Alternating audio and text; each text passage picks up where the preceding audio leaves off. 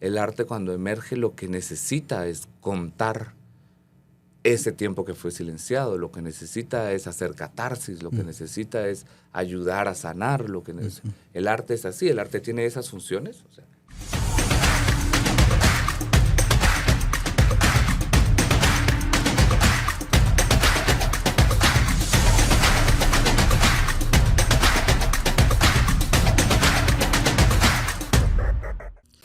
Hola a todos y todas y bienvenidos a otro episodio de Con Todo.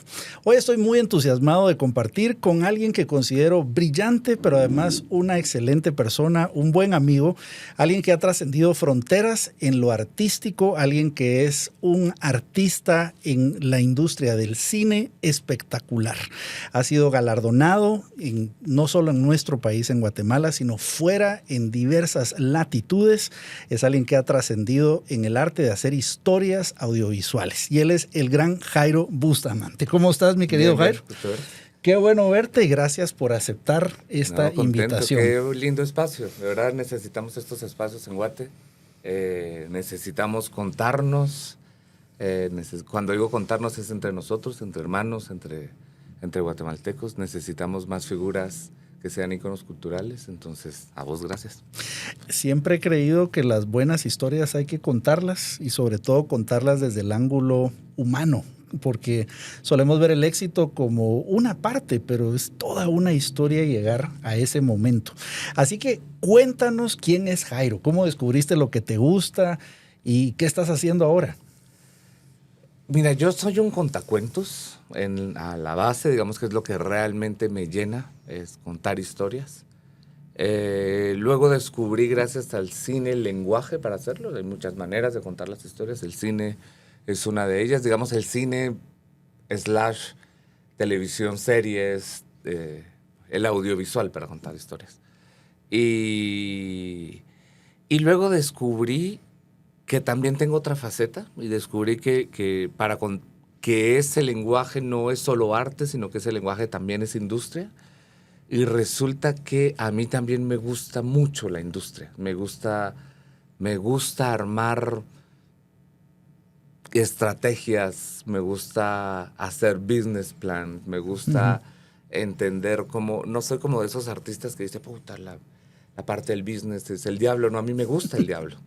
Entonces me di cuenta que realmente en el cine, en donde está esta gran industria y este gran arte, estos grandes artes, porque se reúnen todos, me encontraba cómodo. Y aquí estoy cómodo en lo que hago, agradecido por poder hacerlo, feliz porque me hace viajar en la vida de la gente, feliz porque me hace encontrar gente diversa. Cuando digo diversa, es de verdad diversa. Y porque la diversidad siempre te hace crecer. Yo creo que has logrado lo que muchas personas anhelan, que es trascender fronteras y que ese arte, que es una pasión muy tuya, ya sea reconocido a nivel internacional y creo que es motivo de muchísimo orgullo. En una industria que también para nuestro país es relativamente nueva, es relativamente pequeño. Así que empecemos ahora con tu historia, porque vemos una historia de un personaje que me encantaría preguntarte, ¿cuándo empieza ese descubrir tu talento por el contar historias? ¿Cómo lo descubriste? ¿Qué es lo primero que te recuerdas?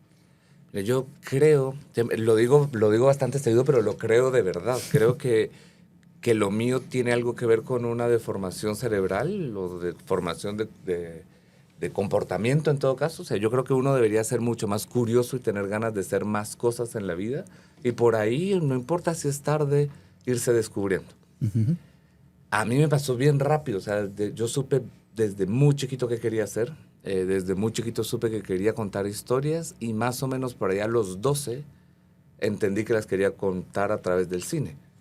Entonces, lo de contar historias, yo vengo de una familia, la familia de mi madre es una familia cafetalera, pero de los cafetaleros que meten la mano a la planta, ¿no? Que están ahí, que siembran, que cosechan, y siempre en tiempo de cosecha se contaban historias alrededor de la cosecha, con todos los trabajadores. Entonces, eso era un momento muy bonito en la noche, y quien mejor historia tuviera para contar, más cerca del fuego estaba.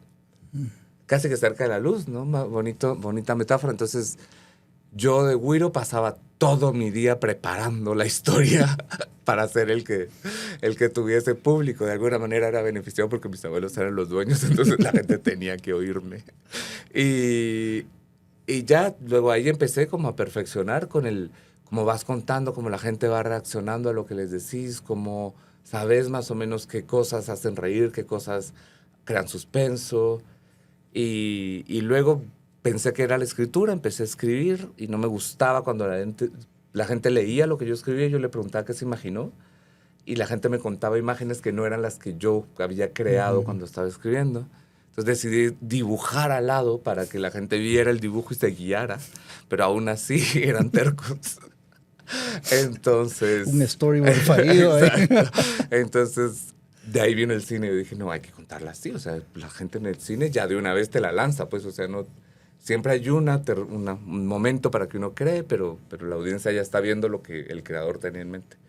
Y por ahí me fui, entonces fue complejo porque quise hacer cine. Yo venía de un pueblo, de un callejón, o sea, ni siquiera vivía al borde de la calle principal, todo era más difícil. Luego me enteré que aparte vivía en un país en donde no había donde estudiar cine, luego creciendo también me enteré que mi país no apreciaba a los artistas. Luego también me enteré que mi país no apreciaba a la gente que pensaba fuera de la olla. Y entonces me enteré que para ser alguien en mi país me tenía que ir de mi país. Y así empezó. Me tuve que ir, me fui a estudiar a Francia, dirección de cine. Y luego Francia había pasado por un momento volvemos a contar historias, ¿no? Como en ese momento en donde los grandes contadores de historias a través del cine vivieron esta revolución que se llamaba la Nouvelle Vague, que la Nouvelle Vague fue hermosa porque de alguna manera rompió con todas las reglas de contar cine, pero los que conocían las reglas las rompieron. Y luego el gran problema es que los que no quisieron aprender las reglas pensaron que podían solo romperlas sin conocerlas. Y ahí hubo un bajón del cine francés a mi punto de vista, en términos de guión. Mucha evolución en términos técnicos, muy buenos cinematógrafos, pero en términos de guión a mí no me gustaba tanto lo que estaba pasando después de eso. Entonces necesitaba reforzar el guión y me fui a hacer un máster de guión a Roma, en donde todo ha quedado como mucho más sólido desde ese punto. A mí, en todo caso, me sirve más esa estructura, más rígida de alguna manera. Y estudié allá en la escuela de Cinecittà, que se llama Centro Sperimentale di Cinema. Y eso fue una maravilla, porque mis películas preferidas eran películas italianas en ese momento. Nuestros profesores habían trabajado con Fellini, habían hecho lo más grande del cine italiano, todavía eran estos dinosaurios ahí en la escuela.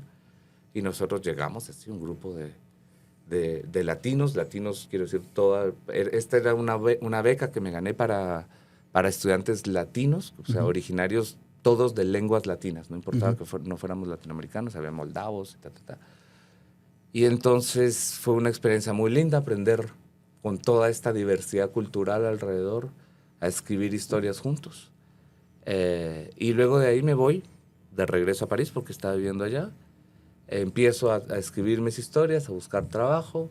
Tengo ya este estatus de cineasta, digamos, en donde en Francia, mientras conseguía trabajo, igual podía trabajar en pequeñas producciones y crearme lo que allá se llama hay una cosa que se llama l'intermittence de spectacle, que es no sé cómo decirlo, un estatus en donde cuando no trabajas, igual el Estado te paga para que puedas seguir investigando y puedas seguir creciendo y que volvás a hacer otra película lo antes posible. Y ya estaba listo para acomodarme ahí cuando esa pregunta llega, y es esa pregunta de, bueno, si vos tenés esta suerte de ser bicultural, podés seguir aquí, podés acomodarte porque es muy cómodo ese sistema, o también acordate que te puedes volver a Guate, ahí donde no les gustan las historias, donde no se han hecho cosas, bueno, no es que no les gusten las historias, pero ahí donde es más difícil contar las historias, donde muchas historias tienen que ser silenciadas, ahí podrías crear una revolución, porque ahí todavía no hay, ahí podría ser más impactante, ahí podrías quizás también ser más molesto. Ser molesto también a veces es bueno. Pero va a ser más jodido. Ujú. Entonces te toca más duro, no vas a tener subvenciones. Y ya, decidí, mi madre en ese momento dijo como, oye, de verdad, vente, va a ser más relevante. Y decidí regresarme y empezar acá. Junto con ella abrimos nuestra casa productora y empezamos en el 2009 con esa casa productora a armar proyectitos, a hacer cortometrajes. Nos dábamos cuenta que la industria tampoco, o sea, en términos de industria necesitas público, pero también necesitas gente que sepa hacer los productos que vas a venderle a ese público. Y teníamos que formar gente en términos de quién hace una película. Sí están los creativos, está el crew técnico, pero también están los actores que son sumamente importantes y nosotros no teníamos actores de cine. Entonces teníamos que formarlos. Entonces resulta que esta productora no es suficiente, esta productora tiene que crear una academia de formación actoral, tenemos que hacer programas de formación técnicos, tenemos que empezar a buscar otras historias y no queremos ser solo una empresa para mí. Entonces, empezar a buscar otros guionistas, empezar a buscar otros directores, empezar a buscar gente, ¿no? Y se nos ha ido la vida ahí, formando, pero formándonos, enseñando, pero aprendiendo, creciendo, en todo caso. Y ahora somos una de las casas productoras de la región más importantes, de alguna manera, o sea, en términos de visibilidad, en todo caso. Los actores que salieron de nuestra academia, María Mercedes Coroy es el ejemplo más lindo, ¿no? Que empieza con Ixcanul, ella entró a la academia en el 2013, se formó en la academia, luego en el 2014 hicimos Ixcanul, sale en el 2015 y hace un año estrena Black Panther con Marvel. Entonces es una actriz que ha pasado por ha hecho otras películas mexicanas, españolas, películas de autor, pero ha trascendido, o sea, realmente ha atravesado el cine de autor, ha llegado al cine de Marvel y seguramente seguirá haciendo ambos. Y eso también es lo lindo. Me encanta que la historia, tú nos hablas de, sabía mis talentos desde muy temprano, lo que me gustaba. Tuve algunas oportunidades en ese fuego en donde podía contar la mejor historia alrededor del café, pero también buscaste otras oportunidades fuera, tuviste también que decidir regresar o no, y me encantó que tú decías donde puedo ser más relevante, más necesario. Pero viene la etapa de dedicarse a ese sueño que tú has descrito, que no hay todos los factores que hay en otros lugares donde la industria está más desarrollada, donde ya conoces quiénes son los actores, quién es el crew, quién es todo, y hay que formar y desarrollar una industria. Entonces, me encantaría que nos centráramos en qué hace la diferencia en que tú estés logrando hacer la diferencia. Porque hay muchas personas que tal vez tienen el sueño, también tienen una oportunidad y a lo mejor estudian, pero no están dispuestos a ponerles las miles de horas de foco que se requiere. A lo mejor no quieren escuchar una crítica contraria o una voz que dice, no, hombre, estás loco, eso no se puede hacer acá. ¿Qué ha hecho la diferencia para que tú puedas seguir luchando tras de ese sueño? Oye, es bien difícil decirte eso porque yo la gente que conozco y que no ha logrado todavía realizar ese sueño, es gente que igual está trabajando un montón, es gente que igual le pone horas, le pone talento, y hay un momento que se llama timing, así como que en algún momento les llegará. Lo que hay que ser es constante, o sea, es como cuando ese momento llegue uno tiene que estar ahí. No te pudiste ir a dormir en ese rato, es como bien loco, ¿no? Es como, y porque esa gente que conozco que todavía está en el camino también es talentosa y seguramente llegará en un momento. Digamos que en mi caso también hubo mucho de ignorancia, de esa ignorancia linda, que es una ignorancia que te permite no ver el miedo, es una ignorancia para describirla de una manera mucho más poética, es una ignorancia producida por la nube que el sueño te causa. Entonces el sueño no te deja ver el resto, o por lo menos te permite ignorarlo. Entonces el sueño era tan grande, o sea, esa gana era tan grande. Yo no sé si descubrí que yo tenía talento, yo eso no estoy seguro, pero descubrí en algún momento que era lo que mejor hacía. Tal vez no tenía el talento, pero entre todo el resto, en donde tenía menos, esto lo hacía mejor. O pintémoslo desde otro punto, era lo que le podía dedicar mi vida. Entonces, sí creo que lastimosamente hay ciertas, no todas lo necesitan y ¿para qué hacerlo así con todo? Porque se volvería ya una psicosis, pero hay ciertas profesiones que son muy demandantes, que son realmente muy demandantes, en donde tu vida tiene que estar alrededor de eso. Y podés pensar que no, y podés pensar que todo es cuestión de equilibrio, y últimamente hay tantos gurús en internet que te prometen que llegarán a hacerte tener ese equilibrio entre, aparte ya ni siquiera es una cosa y la otra, ya son 5 burbujas, ¿no? Ya es lo social, lo espiritual, lo físico, lo profesional, lo familiar. Hay profesiones que realmente te invaden, pero te invaden bonito, te poseen, digamos, y que se vuelven el filtro a través del que miras el mundo, y que se vuelven también la herramienta a través de la que ayudas a los demás, y que se vuelven también un estilo de vida. Entonces, en eso me convertí, digamos. Hay un libro que me estuve leyendo, no es tan reciente, pero llegué tarde a él, que se llama Hábitos Atómicos. Me gusta un montón. Digamos, el libro se resume en una filosofía que es increíble, y es: no querrás cumplir una meta, convertirte en las personas que hacen esa meta que quieres cumplir. Y de alguna manera esto es lo que me la creí tanto que me convertí en un cineasta. Yo me convertí. Entonces, ¿qué hace un cineasta? Hace cine. Entonces, ya no tengo objetivos de... Sí tengo objetivos, claro está, pero ya no me digo quiero hacer una película, porque es obvio, yo hago películas. Entonces, yo creo que la gente que quiere llegar a esto, eso es lo que tiene que hacer, es como convertirse en alguien que se dedica a esto, convertirse en alguien que cuenta historias, convertirse en alguien que... Y a partir de ahí es más fácil, porque no es una carrera fácil. ¿Y cómo haces para, que hablamos de... Haceme señas si estoy hablando mucho. No, me encanta, porque tú hablas de eso que quizá lo podías hacer para toda la vida, el buscar un entorno, y tú decías en lo audiovisual, en el cine, el contar, este es el vehículo con el que puedo contar el tipo de historias.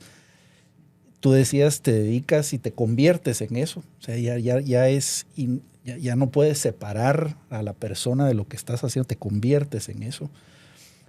Pero sin duda hay momentos en donde también cuestionas, porque se pone cuesta arriba a veces los proyectos.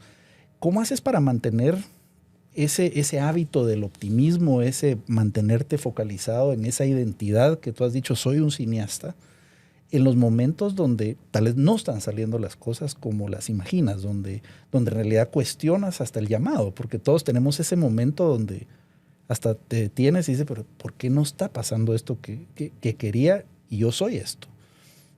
¿Qué haces para mantenerte enfocado en ese optimismo, en esa forma positiva de ver las cosas? Digamos que hay hay un discurso de Meryl Streep ahorita en internet sobre qué le enseñan a los actores en la escuela de actuación, que es lo que tratamos nosotros también de hacer, y es todo parte de escuchar, dice ella, que me parece tan lindo. Porque es cierto, de verdad, no puedes actuar si no escuchas a quien te está hablando. Y en cine, para los directores, todo parte desde qué punto pones la cámara. Ese será tu punto de vista.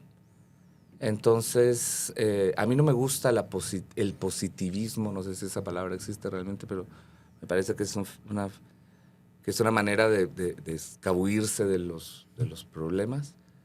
Pero sí me gusta cuando se está poniendo muy oscuro, ya no hay luz, te cambias de punto. Te cambias de punto para buscar la luz, digamos, es como eso, es ir buscando la luz más que ver positivo todo, ¿no? Es como, Total. hay que cambiarse de lugar para ver que la cámara tenga luz y pueda grabar algo de lo que está pasando en la vida. Y a mí, yo soy afortunado hasta ahora, no me he cuestionado lo que hago.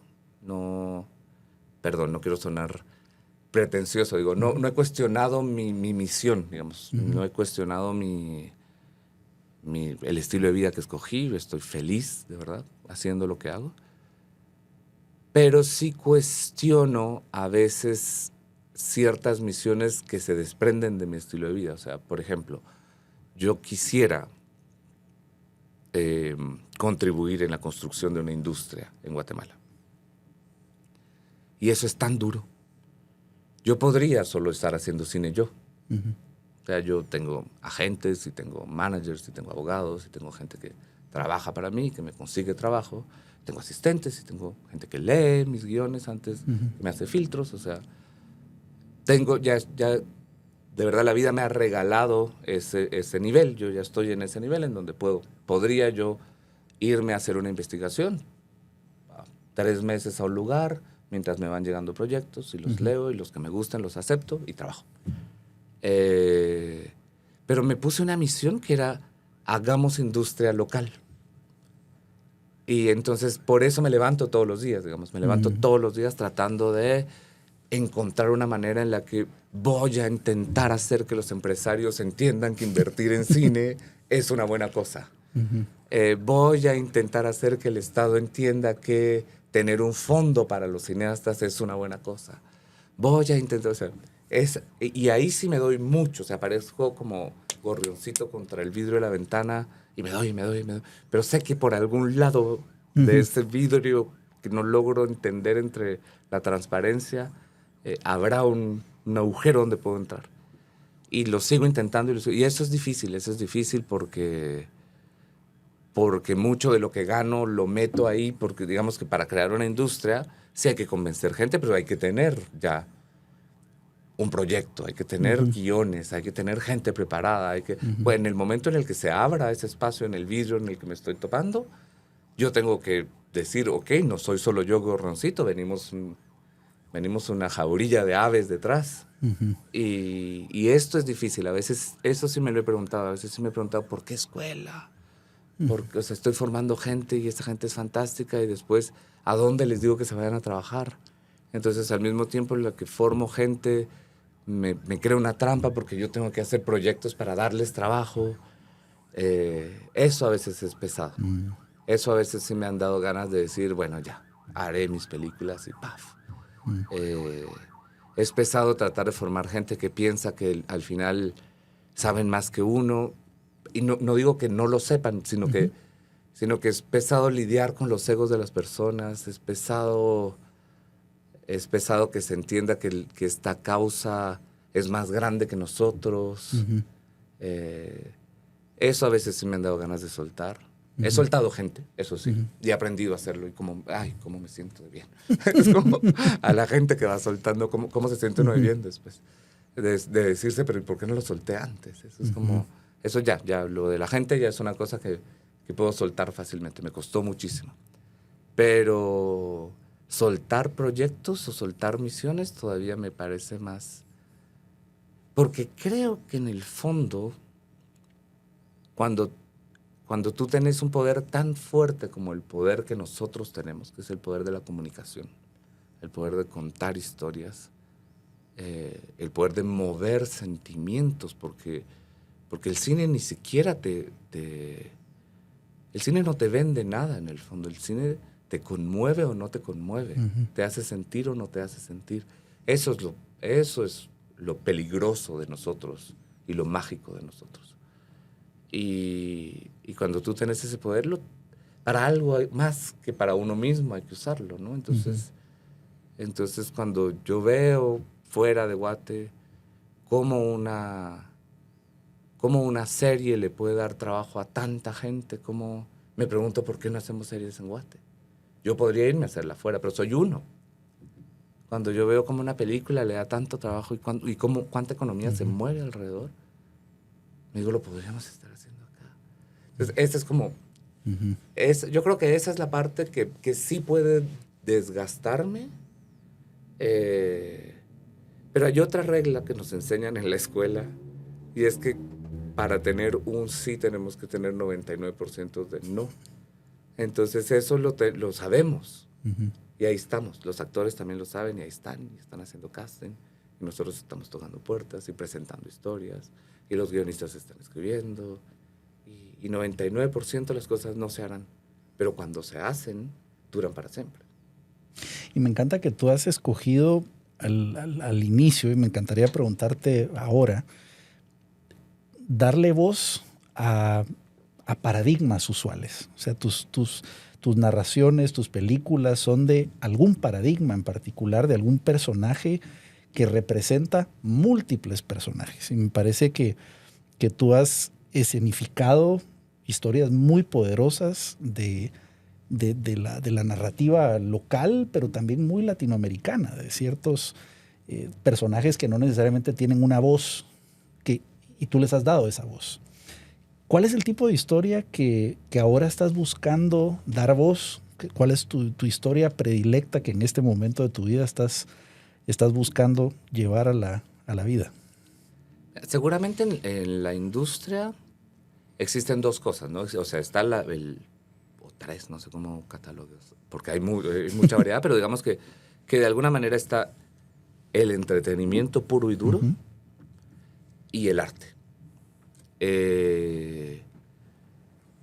Y luego está este lugar mágico en donde, porque luego la gente tiene otra frase para diferenciar, que es lo comercial. Pero lo comercial no discrimina arte o entretenimiento. Lo comercial es lo que funciona en términos de comercio. Y luego está esa línea en medio que logra usar el arte y el entretenimiento a la vez.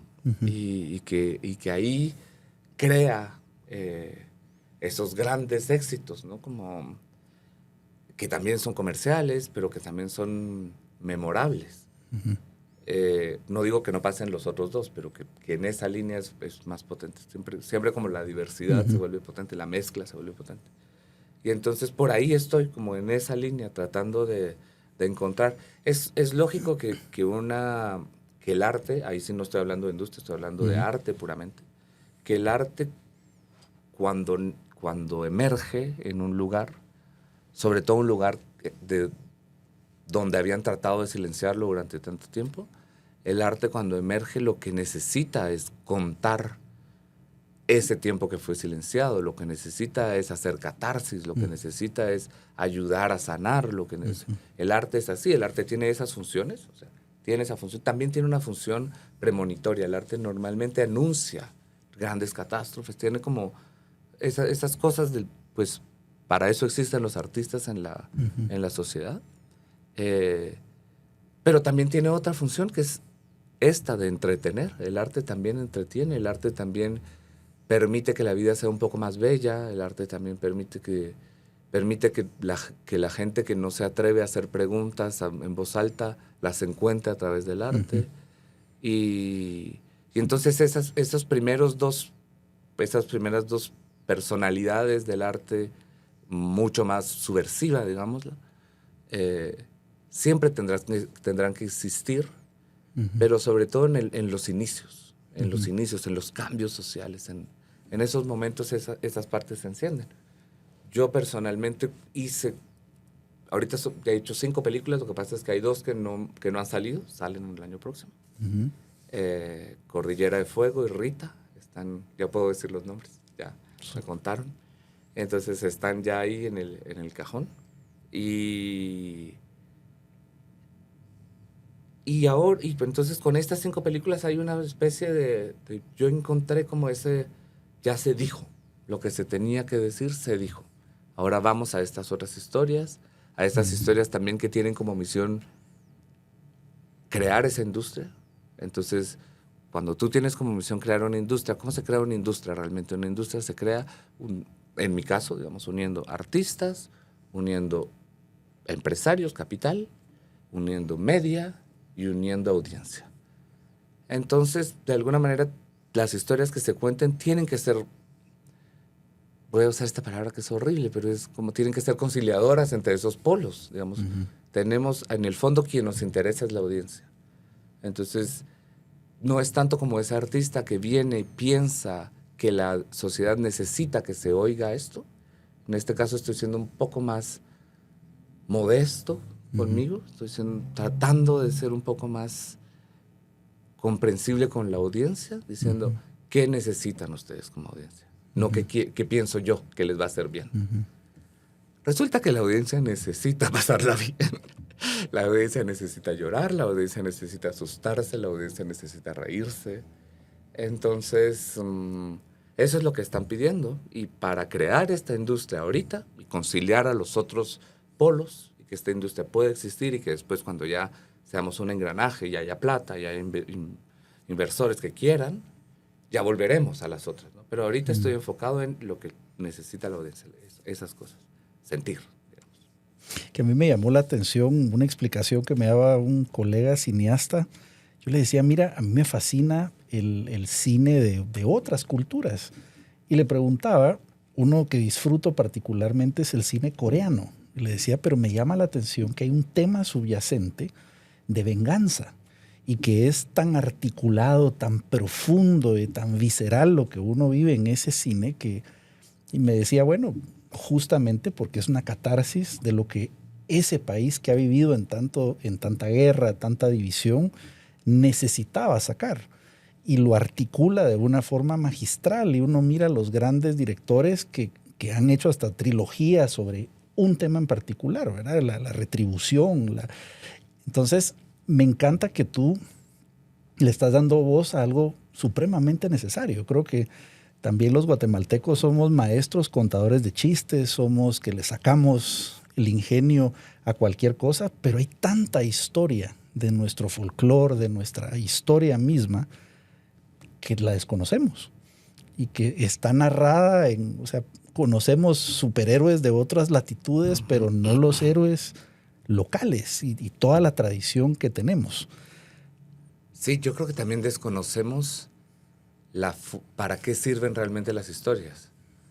Entonces, como no sabemos para qué sirven las historias, tenemos un lado muy conservador que dice mejor que no se cuenten. Porque no vaya a ser que nos divida más. Exacto. Porque no vaya a ser que haga que el pueblo se levante. Porque no vaya a ser que haga que... Realmente no. Las historias... O sea, los japoneses tienen una historia de cine de violencia increíble. Yo cada vez que necesito ver referencias violentas, voy hacia Japón. Luego tienen unas historias poéticas también que son hermosas. Pero digamos que lo interesante de la violencia que vemos en el cine de Japón es que cuando la comparas con la sociedad japonesa es bastante diplomática. Es una de las sociedades más diplomáticas que existe. Es un vehículo. Y entonces es un vehículo para que salga por ahí la violencia, que la podamos vivir por otro lado y que no tengamos que ejecutarla nosotros. Entonces esas son las catarsis hermosas que permite el cine.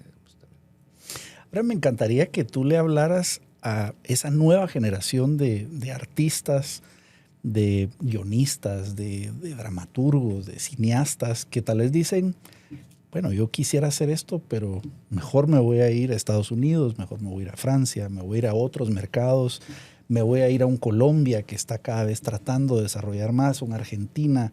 ¿Qué les dirías para, no, sí se puede y necesitamos hacer una industria? Creo que lo que les diría no te va a gustar tanto. O sea, yo entiendo que querramos invitar a la gente a que no se vaya. Pero no es con palabras. O sea, yo ahorita no les diría no se vayan. Ahorita les diría váyanse, fórmense, aprendan, trabajen fuera. Espérense que los que estamos haciendo cosas acá, en algún momento les vamos a proponer y regresen. Regresen a ver cómo lo estamos haciendo, traigan los conocimientos que adquirieron afuera, vengan y ayúdenos a formar a otros. Pero, en primera, yo no creo realmente que yo creo en la migración. Yo creo que es uno de nuestros derechos, que nos movamos por el mundo, que nos movamos en nuestro país. O sea, creo que necesitamos, o sea, somos nómadas en el fondo. y me gusta que la gente se mueva y yo creo que la gente que no se ha movido lo suficiente, pero no solo hablo de moverse en países, ¿no? O sea, porque vos puedes haber conocido el mundo, pero si te moves en tu misma burbuja por todo el mundo, no vas a aprender, o sea, vas a seguir siendo el mismo, solo geográficamente en otro punto. Entonces, cuando uno se mueve y realmente viaja y cambia, ahí es donde crece. Entonces, incluso a los que hayan estudiado acá también hay muchos que no se pueden mover, digamos. Entonces, lo lindo de la industria del cine es que no tiene esas fronteras. Te voy a contar una cosa que es bien bonita como experiencia. Yo hice Ixcanul. En Ixcanul, 80% del crew era extranjero y 20% era guatemalteco. Entonces, se trató de los guatemaltecos que estaban ahí formar otros guatemaltecos y los extranjeros también formar otros guatemaltecos para que creciera. Luego hicimos Temblores. En Temblores ya éramos 40 y 60. Luego hicimos La Llorona. 40 guatemaltecos, 60 extranjeros. Luego hicimos La Llorona, éramos 50-50 más o menos. Luego hicimos Rita, éramos 70 locales, 30 extranjeros. Luego hicimos Cordillera y éramos 100% de locales. Entonces, esto yo lo hice con las ganas de podérselo decir a los inversionistas extranjeros y a los locales, decirles, podemos hacer aquí. Somos capaces de hacer películas y que películas de esta calidad, o sea, somos capaces. Pero eso no es una cosa que yo sueño. O sea, yo sueño con que el cine no tenga fronteras, con que si yo quiero trabajar con alguien que tiene una visión del mundo de esta manera y es japonés, me lo pueda traer. Si es chileno, me lo pueda traer. Y también eso quiero que la gente haga con nuestro equipo y con nuestros talentos y que nos pueda llevar. Pero que no solo nos lleve y no pase nada aquí. ¿No? Es como que estén pasando cosas aquí. Entonces, sí, yo le diría a la gente, vete lo que más puedas y lo más lejos que puedas. Y salte de tu burbuja lo más rápido que puedas. Y aprende otras cosas. Y lo que sí es interesante es regresa. Siempre como que regresa porque este país nos necesita de alguna manera. Entonces, regresen a poner granito y vuélvanse a ir. Todos nos tenemos que ir y volver. Tenemos que tener esa libertad, me parece a mí. Me encanta. Así que llegamos a un momento que le llamamos el momento con todo, donde siempre nos gusta coleccionar frases de sabiduría, principios que podamos, nos has dicho múltiples, y yo me he colectado varios muy profundos y poderosos. ¿Cuál es alguna de tus frases, de tus consejos que quizás has escuchado o que tú dices que se vuelve un principio de sabiduría que atesoras? Uy, es complejo. No la tengo.